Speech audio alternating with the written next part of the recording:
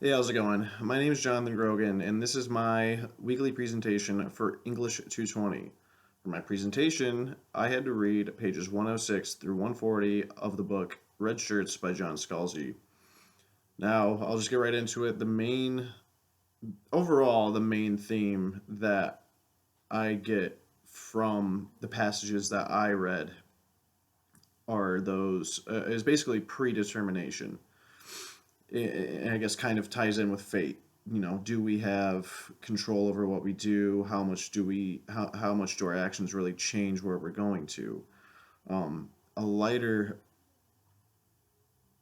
element that I find in there is kind of the element of consciousness. I kind of in a more roundabout way, I guess. But when I think about it, if these characters kind of become aware that their universe is controlled by something completely, a completely different entity, um, they become more aware of their purpose and their yeah, I guess basically they become more aware of their purpose within their own universe. They've used the awareness of their surroundings and their environment to determine what's going on, and they've ultimately gained a higher level of insight to the literal universe itself that they're living in, and it kind of resonates a little bit with the module of module 4, a few weeks ago, or maybe more than a few weeks ago. I can't remember the specific timeline, but to me, that kind of has a little bit of a residual with consciousness. But as for predetermination, I think this is to me, it's very glaring. The Specifically in the passages that I had to read, two of the characters tried to intervene with fate essentially, and it ultimately just ended up becoming another one of their fates. If we read it, um, the two characters they basically incapacitated their friend to stop her from going on an away mission, thinking that they were safe, thinking that they were fine, which in essence just sped up the death of another character. Um, this reminds me a lot of kind of two things, if I can tie them together correctly. I mean, maybe it's just me, but it reminds me of this video game I played called Bioshock Infinite, where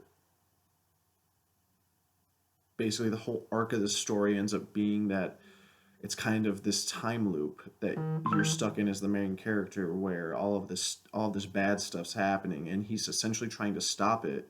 But from him actively trying to stop it is constantly creating the same situations over and over and over again. It's predetermined. He is the cause of the problem, no matter regardless of how much good he wanted to do. He is predetermined. It is his fate to essentially be this problem. And another one that I like to think about is the movie Interstellar. And at the end, when Matthew McConaughey kind of realizes that he was the one sending messages to him back in the past, um, like this was all predetermined already. He didn't know it, but he was destined to be the one to send the messages, even though he couldn't figure out how necessarily. Um,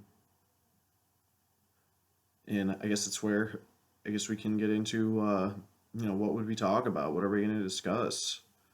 Um, I think if I were to ask any questions about this or want to get into a discussion about anything, I would want to know what everyone thinks, about predetermination.